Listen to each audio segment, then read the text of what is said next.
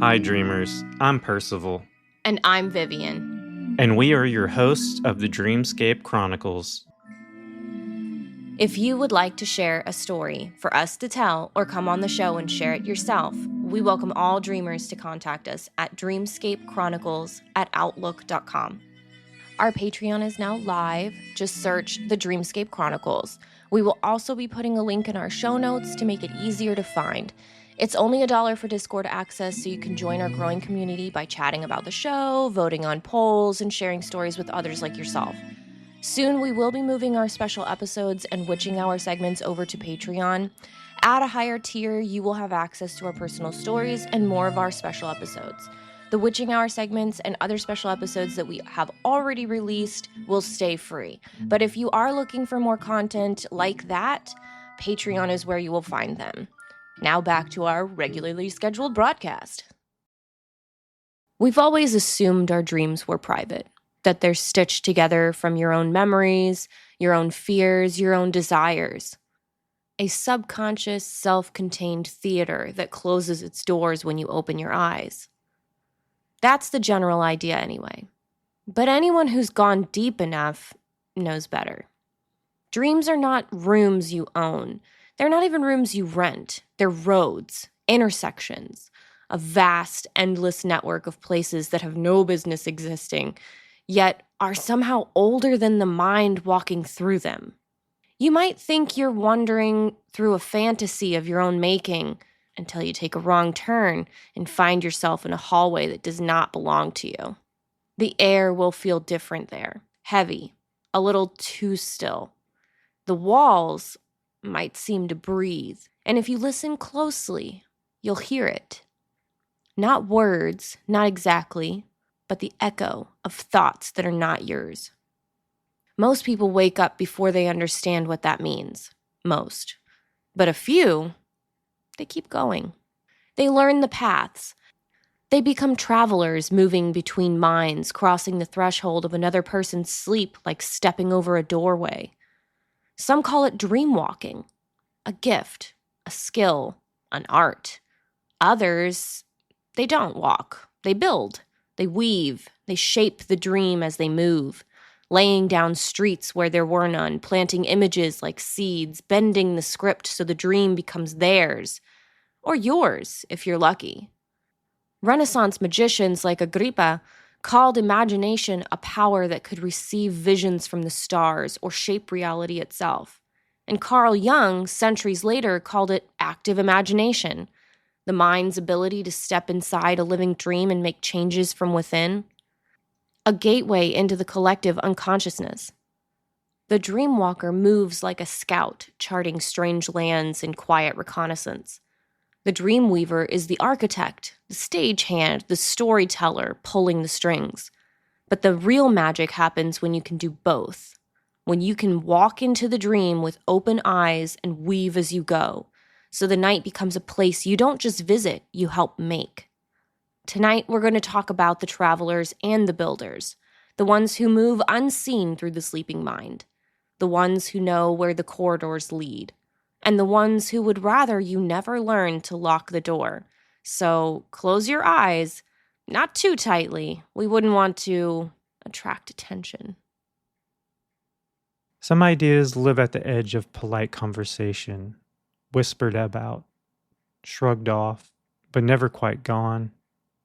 Shared dreaming is one of them, not the movie version with spinning corridors and neat little dreamscapes you can fold like paper, but something older, stranger, the kind of thing you find buried in a travel diary from 300 years ago, or in a half-burnt folio of an occult manuscript, or in a story passed around the fire long after the elders think the children are asleep. Two people, dreaming the same dream, waking with the same images clinging to them, knowing, not guessing, knowing that they were in the same place. It's rare. It's slippery.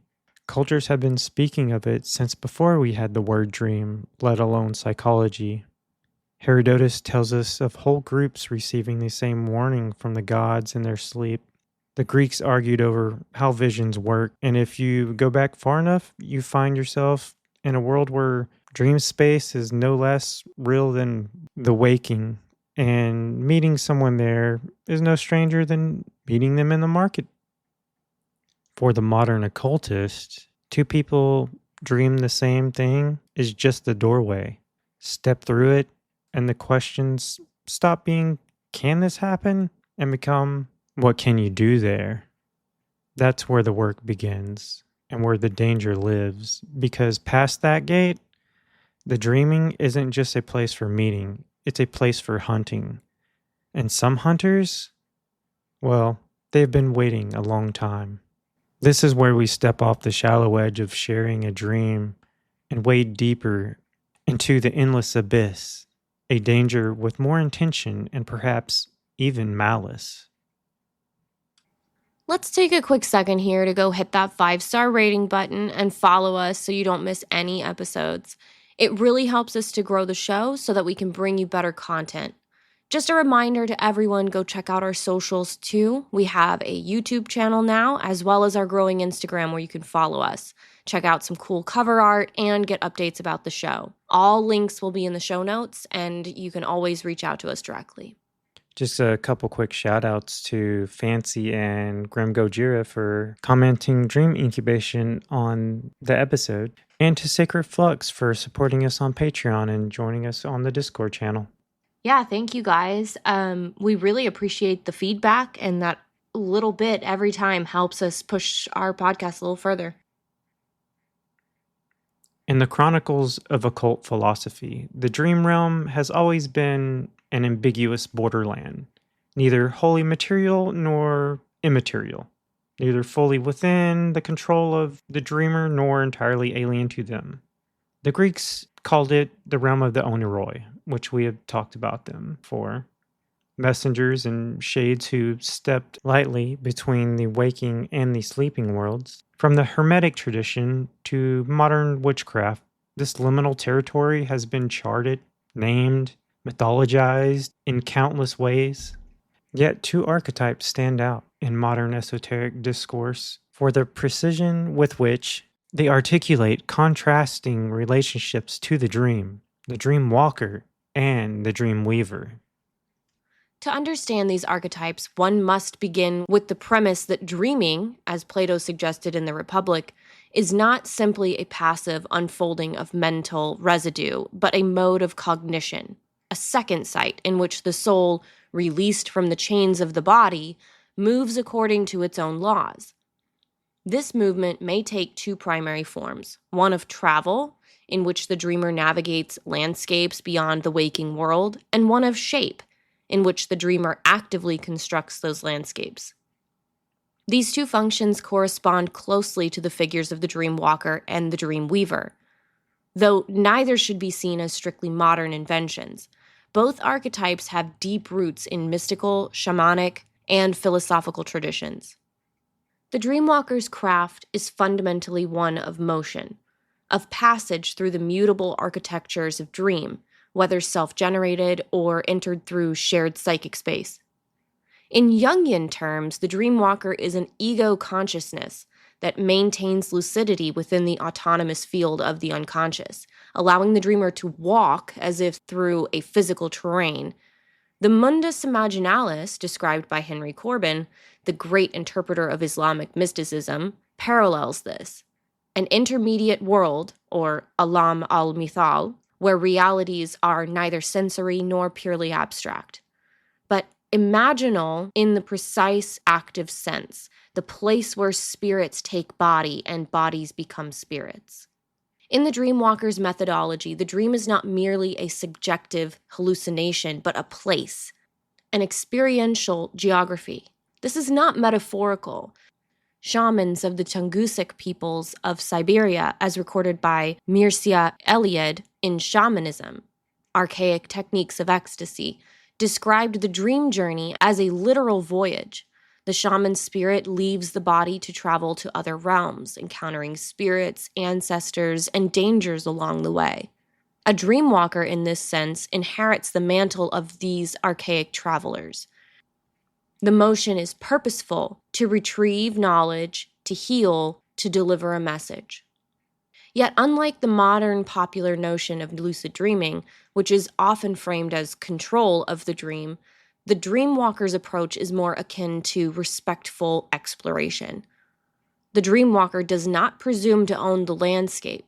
It is entered like a foreign country with its own laws and inhabitants. In this sense, the Dreamwalker is closer to an anthropologist of the oniric, operating as both participant and observer. The philosopher Plotinus, in the Aeneids, spoke of the soul's capacity to ascend through various levels of reality, moving from the material to the intellectual to the divine. The Dreamwalker's path mirrors this ascent, though in a horizontal mode, crossing from one imaginal locale to another rather than climbing a single ladder. The danger of dreamwalking, as noted in numerous occult manuals, from the medieval Picatrix to the 20th century writings of Dion Fortune, lies in the permeability of the traveler. To walk in dreams is to open the self to encounter. One may return not only with knowledge, but with attachments, entities, or psychic residues. Fortune herself warned against the psychic invasion possible during unshielded dream travel, urging practitioners to establish astral wards before intentional dreaming. Don't forget to cast your circle. If the Dreamwalker is the one who travels, the Dreamweaver is the builder. This is a different relationship to the dream, one of authorship rather than discovery, where the walker sees the dream as a pre-existing landscape to be navigated. The weaver approaches it as a loom upon which symbols, narratives, and psychic impressions can be consciously interlaced. The metaphor of weaving in occultism is ancient. The Moirai of Greek myth, Clotho, Lachesis, Atropos, spun, measured, and cut the thread of life itself. The Norse wove the fates of gods and men at the roots of the Yggdrasil. In esoteric dreamwork, weaving is not merely metaphorical, but a magical act, the construction of a psychic reality that will manifest in the dream state, either for oneself or for another. This mode is well attested in folk magic. In Cunning Folk and Familiar Spirits, Emma Wilby recounts early modern British witch trials in which accused witches spoke of sending dreams, crafted visions meant to influence the target's waking behavior. Similarly, in Caribbean Obeah and certain strands of hoodoo, one finds dream seeding spells, in which an image or message is ritually planted in another's mind. These are Dreamweaver's arts, deliberate symbolic engineering. From a philosophical standpoint, the Dreamweaver embodies the Platonic demiurge, the artisan of the cosmos who shapes pre-existent chaos into form. In the microcosm of the dream, the weaver imposes order upon the swirling flux of unconscious imagery. The tools are varied: visualization techniques, sigil implantation, the use of entheogenic herbs such as mugwort or blue lotus to open the dream channel, or the crafting of talismans placed beneath the pillow. Whereas the walker seeks to understand the dreamer's intrinsic logic, the weaver imposes a new one. This is why in many traditions the dreamweaver's role carries both healing and malefic potential. A skilled weaver can overwrite nightmares, alter reoccurring dream scripts, and insert empowering symbols into the psyche, effectively rewriting the code of the inner world.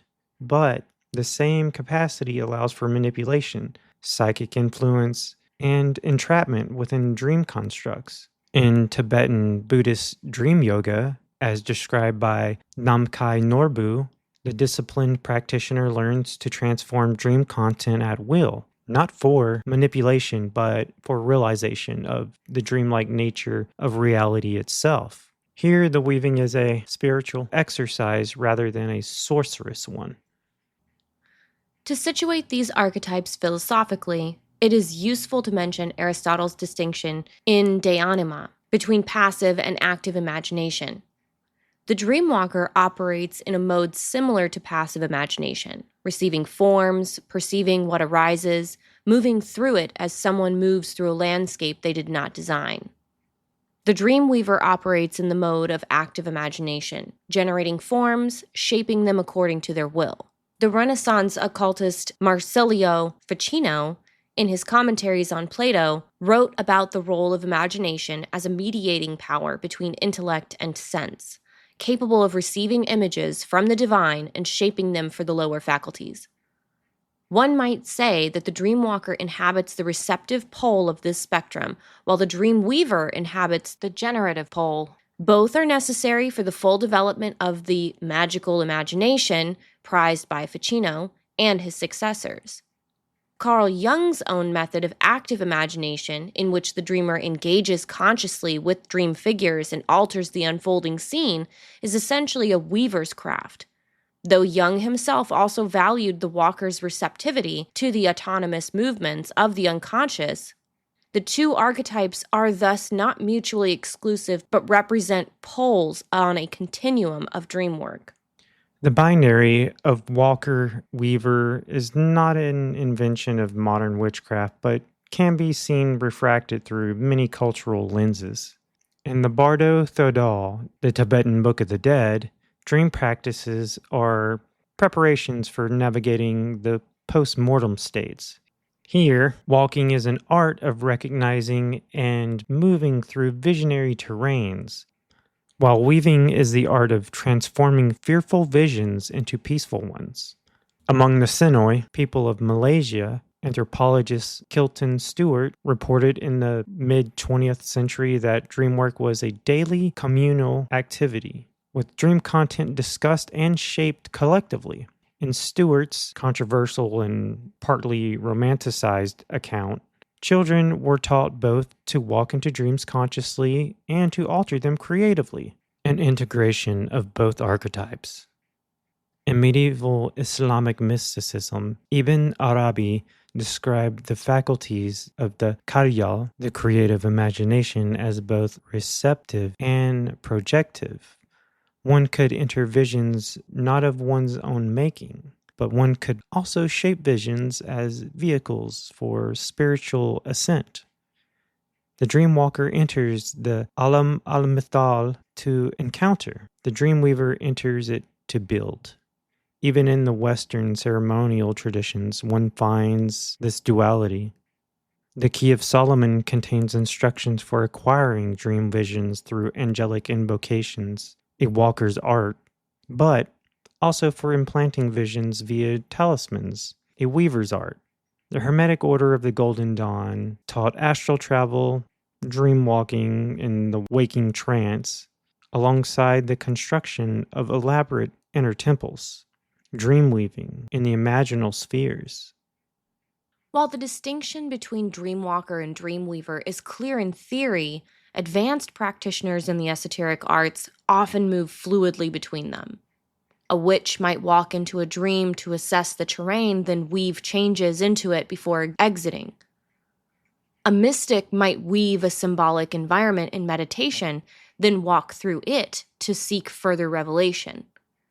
In this sense, the two are less opposing modes than complementary. Philosophically, this integration can be understood through the Neoplatonic notion of procession and return. All beings proceed from the one into multiplicity, and return from multiplicity to the one. The walker participates in the outward movement, encountering the manifold as it is given.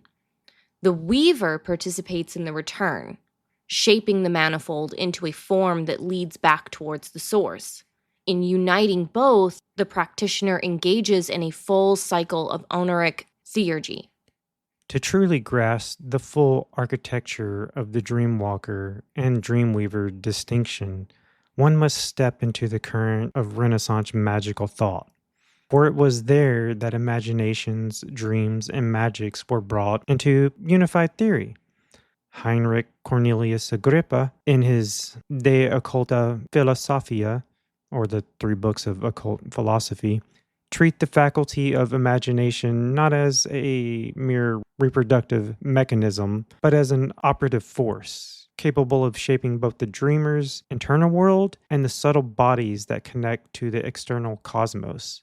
Agrippa distinguishes between the intellectual soul and rational mind, and the imaginative spirit, noting that the imagination is a liminal tool bridging the celestial influences and corporeal form. This is crucial for the dreamwalker. Imagination is the receptive lens, capturing images impressed by the hand of the carvers from form into formlessness. Agrippa's insistence that imagination, when purified and directed, can attract celestial virtues mirrors the dreamweaver's craft in its most exalted form, one in which weaving is not mere personal manipulation, but the channeling of archetypal truth. Carl Jung, working centuries later, yet in a current not alien to Agrippa's, brings to the discussion a vocabulary of archetypes and the collective unconscious, a framework that both validates and reframes the magical understanding. In dreams, memories, reflections, and the essays gathered in symbols of transformation, Jung identifies dreams as autonomous productions of the psyche, communicating through symbolic imagery that originates beyond the personal ego. In Jung's view, the dreamwalker would be the one who enters this autonomous realm in full lucidity, maintaining enough conscious awareness to witness and interact without dissolving into the stream. The dreamweaver, by contrast, employs what Jung calls active imagination, a technique he describes in The Red Book, wherein the dreamer consciously enters the visionary state and engages in a dialogue or sculpting of the imagery as it emerges. Jung recognized that active imagination was not fantasy in the pejorative sense, but a dynamic interplay between the conscious mind and the archetypal forces of the unconscious, a dance of equal partners. In this light, the weaver is not imposing the will of the ego upon the dream, but participating in a co-creative act with the deeper strata of the psyche. Agrippa, for his part, would not have disagreed with Jung's assessment, though his framing is steeped in metaphysics of his time. In the second book of occult philosophy, Agrippa outlines the way in which images, sigils, and constructed forms can be impressed upon the subtle body to influence dreams, visions, and the imagination. He cautions, however, that such practices are only safe and effective when harmonized with celestial and divine order. Otherwise, the practitioner risks distortion or obsession. This mirrors the dangers Jung observed in patients who attempted active imagination without sufficient grounding.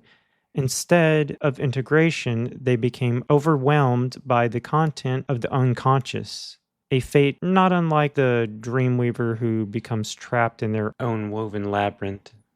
What emerges from both Agrippa and Jung is an understanding that the dream state is not a passive private cinema, but an active field of exchange, a place where inner and outer subjective and objective meet and mingle.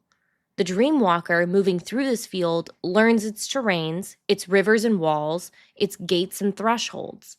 The dream weaver, in turn, learns to set stones in those rivers, to plant seeds in its soil, to write upon its gates. And yet, the most adept practitioners understand that walking and weaving are not separate crafts, but movements of a singular art. A walker who never weaves remains an eternal tourist, always wandering but never shaping. A weaver who never walks risks weaving in a vacuum, constructing forms without the grounding of direct experience. The true master does both, steps into the dream as one steps into a sacred forest, feels the lay of the land beneath the feet, and then weaves new paths through it without breaking its living order. In Jungian terms, this is the individuation process expressed through the dream. The walker phase corresponds to the descent into the unconscious, the gathering of its symbols, the recognition of the shadow, the anima or animus, the wise old man, the divine child, all those archetypal figures Jung cataloged. The weaving phase corresponds to the integration of those figures into the conscious personality, altering the internal narrative so that waking life and dream life are in resonance. Jung himself wrote in Modern Man in Search of a Soul that dreams are the guiding words of the soul. But that guidance must be acted upon, shaped into the fabric of one's life. The Dreamweaver does precisely that within the dream realm itself. Agrippa, coming from the Hermetic and Neoplatonic lineage, would phrase it differently. For him, the soul's dream journeys and constructions were microcosmic reflections of the macrocosmic order. The Dreamwalkers' traversal, wherein akin to the soul's ascending or descending through the spheres, encountering planetary intelligences, elemental spirits. The Dreamweaver's constructions mirrored the divine act of creation itself. The human magus serves as a lesser demiurge under the governance of the One, or the Source. In both cases, the practitioner's moral and spiritual condition determined the quality of the work. Agrippa's repeated insistence on virtue and alignment with the divine will is not merely a pious addendum, but a practical safeguard. Just as a corrupt imagination in waking magic leads to harmful enchantments, so in dream magic it leads to poisonous architectures, which may ensnare both the maker and the recipient. The convergence of Agrippa's metaphysical magic and Jung's depth psychology reveals that dreamwalking and dreamweaving are not merely poetic labels for lucid and creative dreaming. They are distinct experiences within a wider discipline of working consciously with the imaginal. The walker is a geographer, the mapper of the inner territories, the scout who returns with reports of mountains, rivers, and the inhabitants. The weaver is the engineer, the gardener, the storyteller, puppeteer, if you will, who takes that raw geography and builds pathways, gardens, and myths within. Both are participating in what Agrippa called the mysteries of the world, the hidden correspondence between mind and cosmos, between image and reality. And yet, the most profound implication of this union between walking and weaving is that the dream state becomes not a fleeting accident of sleep, but an extension of magical and psychological practices. For the occultists, this means that dream rituals, once thought of as secondary to waking rites, can become primary. One might begin a theurgic operation in waking consciousness, continue it in dream as a walker, visiting the temple of the intended spirit, and then weave the final sigils and symbols into the dreamscape itself before returning. For the Jungian psychotherapist, it suggests that dream content is not only to be interpreted after the fact, but can be engaged directly within the dream, allowing for transformation actively on site. In both cases, the practitioner moves towards a seamless continuity between waking and dreaming, conscious and unconscious, a state in which, as Agrippa wrote, the mind is made apt to receive the influx of celestial things. You know, we pointed out Agrippa quite a few times, and I just wanted to point out real quick that he's probably one of the first battle mages out there for all you D&D fans. And one of the more potent and flammable Italian liquors, as we've learned from friends. What? You know Paolo's Grappa? You know the wine? And then the firemen came over and put out the flame because they burned the wine in the pictures of the ex-boyfriends. Oh. Yeah. Anywho, such a state is rare and precarious.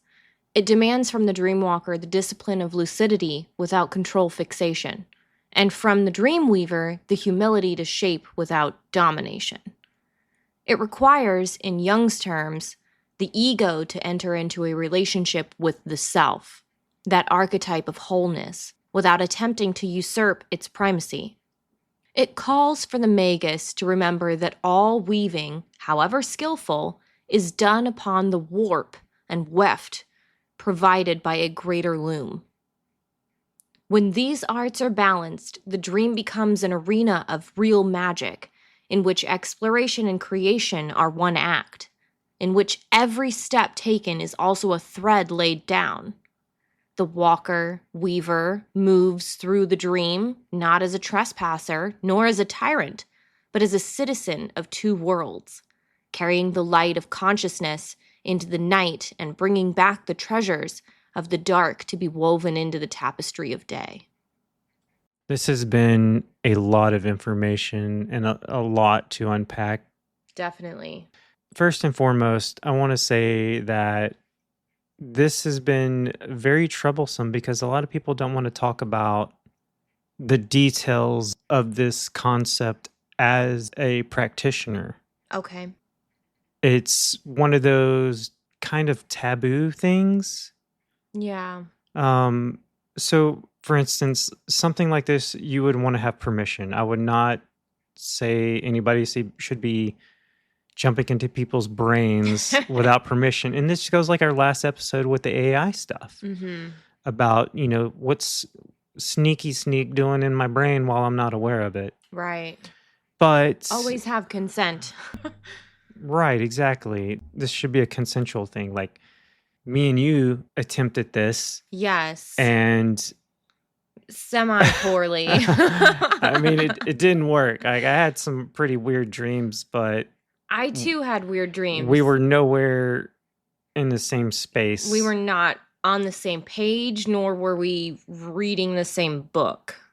Exactly. Yeah. So, I mean, going through this information, I always thought that the Dreamwalker was the Dreamweaver, essentially. I didn't realize the difference between the two.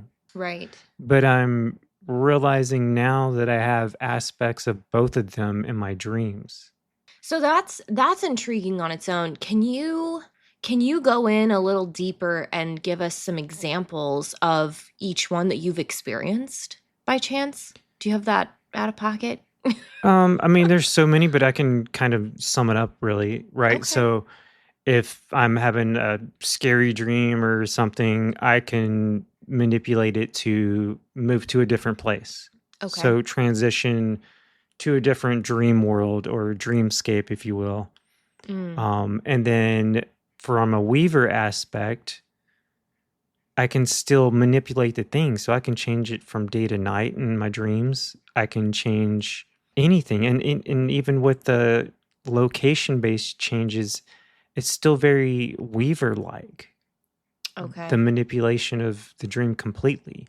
Like it's beyond being lucid. Being lucid is just one tiny facet. Right. That I wasn't aware of. Like, so you can be a lucid dreamer and not be a dreamwalker or a weaver.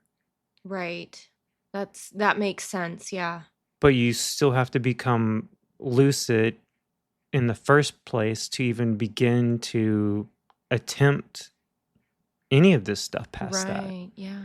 So that's why, like, our little experimental attempt, I figured since I can do these, maybe since your mind is open to it and we kind of planned it out to have, our minds synced to like a specific location. Right. And try to lucidly put myself in that place, hoping that you would be in that place. I think in a way we were trying to get to step one, which is like a shared dream or a shared dreamscape even. Right. We were focusing on a place in Colorado that we remembered and loved, that we have been to many times and could easily describe in our sleep, metaphor included. But I do feel like this is a great time to mention that lucid dreaming on its own is actually a very complex thing to master or manage at all. I actually have a good friend of mine, we'll call him Dan. He describes wanting to lucid dream often to me, and specifically because he's experienced it once and would love to replicate that experience. And that's normally how it goes. It normally happens that one time and then you're hooked. And for him, what had happened is similar to what you just described. Was he was in a nightmare, and it was somebody coming at them, and they were obviously malicious intent. And he describes remembering that he was dreaming, that he was sleeping, and then changing the dream. But the change that he made was actually like a time loop. He backed the dream up to the beginning as if to relive and retry. It seemed a little bit like those That seems kind of like a Weaverish. horror, yeah, like a horror game type thing where you're like, okay, well, I didn't manage it. Let's back it up and try it again, see if I can survive the killer this time. And that's how he describes it. He backed it up thinking he would be able to redo the dream in a different manner. Right. But it ended up that he ended up, dreaming the same nightmare, and the same output happened. And he describes that to me often, that he wants to know how to lucid dream better so that he can recreate that experience and recreate that level of control. And that makes sense from a person who had never done it before and experienced their first lucid dream, Mm-hmm. that their dream would have kind of reset. They're like, oh, I'm in a dream. And then not being able to have that full control over your dream, Right. it like kind of default reset it on them in a way. Yeah, it's like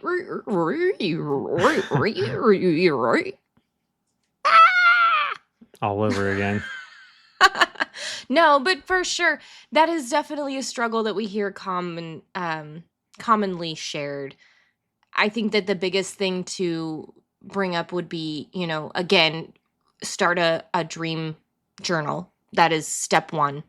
Remembering your dreams is part of remembering when you are dreaming so that you can become lucid whenever you are in those moments where you can do a reality check, check a clock, see if you can fly.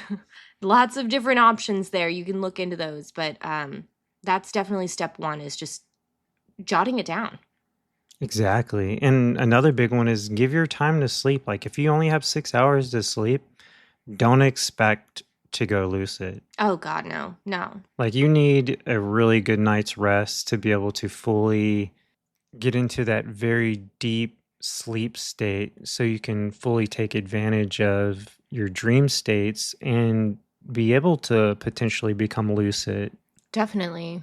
It takes a lot of practice. And that's coming from someone who has absolutely not even close to mastered the phenomena. Right. And I mean, like even our attempt, I didn't become lucid in my dream. I think at one point I realized it was a dream, and then my brain for some reason just let it keep going instead of like, hey, I need to go do this thing. Yeah. It's kind of distracting in the moment because your brain's just running amok and doing whatever it feels like. It's similar to like getting up and going to the kitchen, and then you get there and you're like, oh shit, what was I here for? I was here for something. It's like the other day I had a dream that I was staring into another hole in the earth. Yeah. And I'm like, this is a dream, but I'm just going to stand here and stare at this hole. Okay, so ever since you said that, actually, I should bring that up. I have been very aware of earthen holes lately, because it is a metaphor, but it can be potentially reality based. It could be something that's based in your own life. I mean, true. Yeah. So. And then, like last night, the dream I had was about a magical ring that one of my nephews had, and they were clearly a kid and now they're 19 years old. So that triggered in my head, that it was a dream. Right. But not only that, he had a magical ring that was making the schoolhouse flood about 2 to 3 foot of water. Oh, no. So I'm like, I eventually got the ring from him, and it's like, this is weird. I'm supposed to be doing something else. I wasn't supposed to be going on a quest to get a ring to throw it into the, Mordor. Right. But here we are. You don't have any elven bread packed? No. Oh, And then that's about the time I woke up and I was like, oh, crap. Totally let that pass by. So. See, and I I think the mistake I made was I got up thinking, okay, I remember what I dreamt about. And then I started doing a few things. I went to the restroom, I fed the cat, and then I went to lay down and think about it again. And I was thinking, wow, it's like Swiss cheese. There's holes now that are completely gone. And I remember at one point I was in a building and I was surrounded by old schoolmates of mine. And then something to do with a slide. I don't know. It's so fuzzy. That's why it's so important that step one be that dream journal, because honestly, remembering it and the recall of the dream that you experience is really the biggest part. That's the hardest part. 100%. Yeah. Exactly. So dream journal that shit up. And definitely make sure you have enough time, because like we stated before, this last time that we tried it, it was a good God, it was like a good 10 hours we were sleeping. For sure. Yes. But I think as long as you have all the right pieces together at the right time, there's a chance this would work properly. I agree. It's just going to take more practice. Yeah. And nobody worry, I wasn't trying to mind control V here. I was just trying to flip the off switch on the sun in her dream. Yes. Trying to turn day into night. Yeah, having that builder technique, right? Yeah, I felt like that would have been an easy weave if I could have gotten into the place so that you can see it.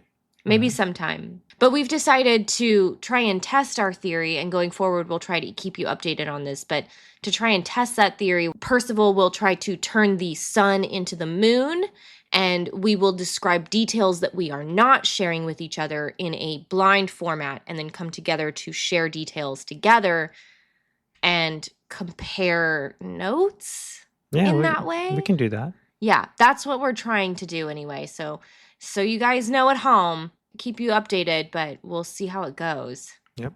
And just so everybody knows, the next episode that's going to be releasing is our Witching Hour episode that will be a Patreon exclusive. And I'm going to be talking about my near-death experience. Oh gosh, guys, I'm so excited. We've been waiting for this for so long. So if you want to hear about it, you'll have to join the Patreon. Yes, and please do, because I'm very excited. I've got like a whole notebook of questions.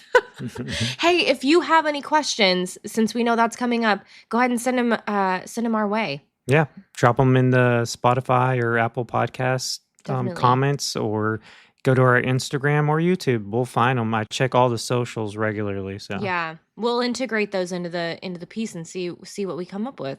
See what information we can get. Yeah. Yeah. I think I'm so excited. I am tickled pink. Oh, so anyway, guys, for now, dreamers, keep dreaming and join us in discovering what may lie beyond the walls of sleep.